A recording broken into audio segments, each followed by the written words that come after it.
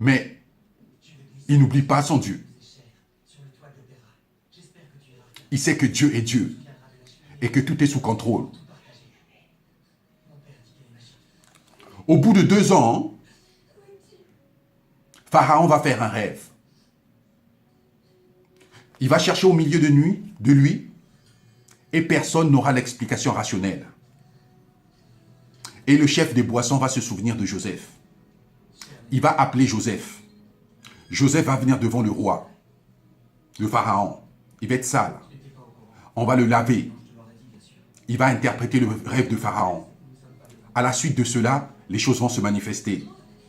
Et Joseph va dire au Pharaon, il faut que tu trouves un homme assez sage et intelligent pour pouvoir régler ce plan de Dieu. Il s'agissait de famine et de sécheresse pendant les 7 ans.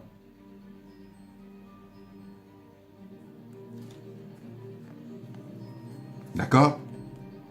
C'est des famines qui allaient arriver. Dieu prévenait Pharaon de la famine qui allait arriver. De l'abondance, la période d'abondance et de la famine. Et Joseph va interpréter le rôle de Pharaon, le rêve de Pharaon. Par la suite, Pharaon va regarder autour de lui. Il va dire, il n'y a pas de personne assez sage, assez intelligente pour mener à bien ce projet. Toi-même, tu mèneras ce projet. Et Pharaon va établir Joseph comme l'équivalent de premier ministre en Égypte. Toute l'Égypte sera dirigée par Joseph. Pharaon sera grand par rapport à Joseph que par rapport au trône. Et on lui donnera un nouveau nom. Joseph s'appellera maintenant Saphna Panéa. Ce que je veux te dire par là, tu es peut-être le plus petit de ta maison.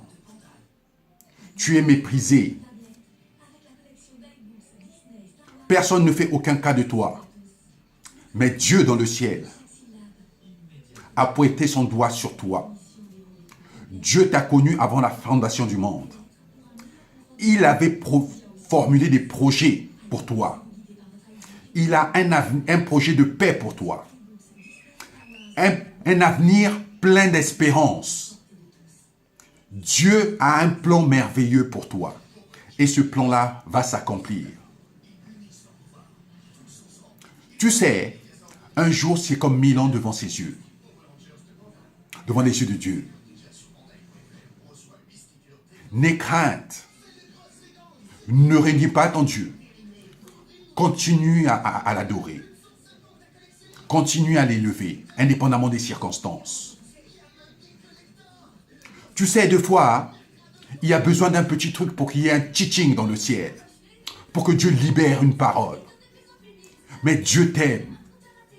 S'il ne t'aimait pas, il n'aurait pas envoyé son fils mourir, cloué sur la croix. S'il l'a fait, c'est parce qu'il t'a assez aimé. Parce qu'il avait des plans merveilleux pour ta vie. Alors Joseph est devenu Saphna Panéa. Les Écritures disent dans le livre de Genèse que après cette famine, la famille de Joseph, d'Israël, de Jacob, que Dieu a maintenant appelé Israël, prince de Dieu, parce qu'il avait lutté avec Dieu et qu'il avait vaincu, se retrouve dans la disette. Israël envoie ses fils en Égypte parce qu'il a entendu que là-bas, il y avait de la provision. Il leur donne de l'argent pour aller acheter. Et ils arrivent. Le régent, c'est Joseph. Joseph les repère, il les reconnaît. Il met même de l'argent qu'ils avaient payé dans des sacs de céréales. Ils s'en vont. Quand ils arrivent en chemin, sur le chemin où ils avancent, leur frère envoie ses serviteurs aller fouiller dans les sacs de céréales, les accusant de vol, qu'ils ont volé de l'argent et toutes ces choses-là, qu'ils ont volé des coupes, des trucs que Joseph se servait pour boire et toutes ces choses-là. Et ils retrouvent tout dans les sacs de céréales, avec l'argent qu'ils avaient payé. Ils repartent en Égypte. Il y en a qui sont gardés prisonniers. Joseph leur demande combien ils sont de frères et sœurs. De frères. Ils leur disent le nombre qu'ils étaient. Ils disent qu'il y en a un qui est mort. Ils disent, mais on a un frère qui est dénommé Benjamin. Et ils leur disent, allez chercher Benjamin et emmenez-le là. Alors je croirai en vous. Toutes ces choses arrivent. Jusqu'au jour où Joseph se révèle devant leur face, qu'il est leur frère, qu'ils avaient vendu. Mais ce n'était pas pour le mal.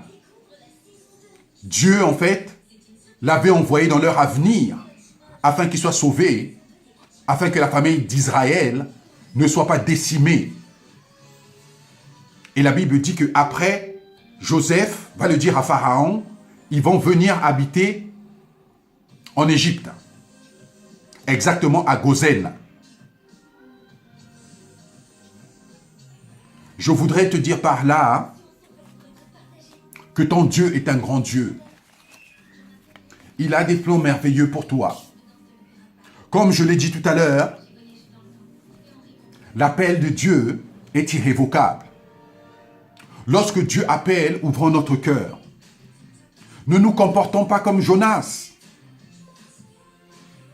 Le prophète Jonas, Dieu l'appelle, dans Jonas 1 à 17. Je peux le lire.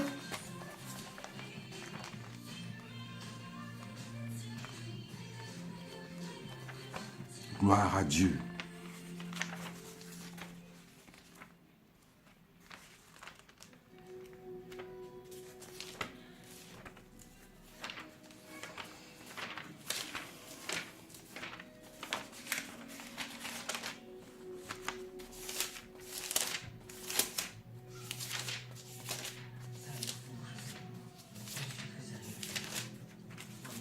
Dans Jonas, verset 1 à 17, il est écrit, « La parole de l'Éternel fut adressée à Jonas, fils d'Aminataï. Lève-toi et va à Ninive, la grande ville, et crie contre elle, car sa méchanceté est montée jusqu'à moi. » Jonas se leva pour s'enfuir à Tarsis, loin de la présence de l'Éternel, descendit à Jaffa, et il trouva un bateau qui allait à Tarsis. Il paya le prix de transport et s'embarqua pour aller avec les passagers à Tarsis, loin de la présence de l'Éternel. Lorsque Dieu t'appelle, tu ne peux pas t'échapper. Vous vous rendez compte? Dieu appelle Joseph et Jonas. Dieu lui dit, Jonas, je suis avec toi, je te confie une mission. Va à Ninive. Jonas paye même son billet. Il va dans le bateau, il s'installe dans les cales du bateau. La Bible dit quoi? Que le bateau en chemin a eu des grandes difficultés. Il commençait à couler. Et les dirigeants du bateau se sont dit, mais il faut que nous allégions le bateau. C'est la seule possibilité pour que nous soyons sauvés. Il y a eu une grande tempête. Ils ont commencé à vider les trucs, jeter les trucs pour alléger le bateau. Après avoir jeté ces choses, ils se sont rendus compte que ça continuait. Et ils ont été dans la cale, ils ont trouvé Jonas en train de dormir. Certainement, l'un d'entre eux a dû avoir la révélation. Ils ont dit, mais il y a la tempête, nous souffrons, nous avons peur de mourir, et lui dort tranquillement. Certainement que c'est lui qui doit être le problème. C'est lui qui cause des problèmes à notre embarcation. La Bible dit qu'ils le prennent et ils le jettent dans l'eau. Et après, la tempête se calme. La suite des événements, c'est que Jonas sera avalé par un gros poisson. Il va crier à Dieu, il va se repentir. Et par la suite, Dieu va le vomir. Le poisson va le vomir. Alléluia. Lorsque Dieu nous appelle, nous ne pouvons pas nous sauver.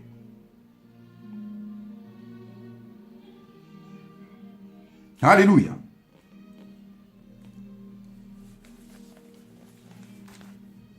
Tu es peut-être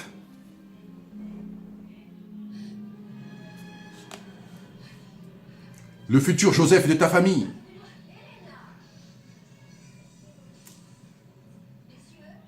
Tu traverses des périodes difficiles. Personne ne te comprend.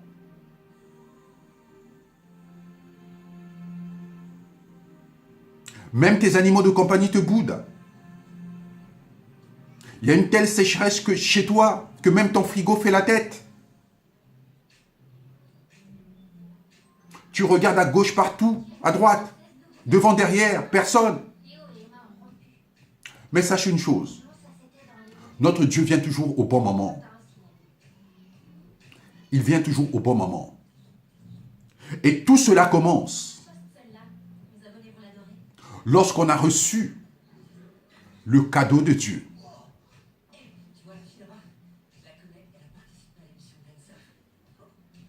Cette élévation commence lorsqu'on a reçu le cadeau de Dieu. Et c'est quoi le cadeau de Dieu? Jésus-Christ de Nazareth. Il est écrit quoi dans Jean 3,16? Car Dieu a tant aimé le monde. Tu peux mettre ton nom sur ce verset. Car Dieu a tant aimé le monde. Tu peux dire, si tu t'appelles David, car Dieu a tant aimé David, qu'il a donné son Fils unique, afin que moi, en croyant en lui, que je ne périsse point, mais que j'ai la vie éternelle. Et par la suite, tu recevras le Saint-Esprit qui t'aidera à marcher, à connaître les voies de ton Père. Et par la suite, tu auras besoin d'aller dans une vraie église, où on prêche de tout, où la vérité est prêchée, où il n'y a pas de sujet tabou. Et après, tu continueras dans ta marche. Tu vas t'aguerrir. Tu vas grandir en stature et en sagesse. Et Dieu va commencer à t'élever. Tout cela commence en faisant cette prière. Seigneur Jésus, je te demande pardon, car très longtemps j'étais ignorant de toi. Je croyais que tu étais un mythe, mais tu es le chemin, la vérité et la vie. Je te remercie Seigneur, parce que pour moi, tu as été à la croix, afin que je sois justifié, afin que je sois réconcilié avec le Père. Je te remercie Seigneur, car aujourd'hui, je suis une nouvelle créature. Les choses anciennes sont passées et tu rends toutes choses nouvelles. Et tu inscris mon nom dans ton livre de vie. Je te remercie Seigneur parce qu'à partir d'aujourd'hui, je vivrai pour toi. Fais de moi ce que tu voudras. Dans le nom puissant de Jésus-Christ de Nazareth. Amen. Ainsi s'achève notre enseignement. Que Dieu te bénisse. Et excellente semaine.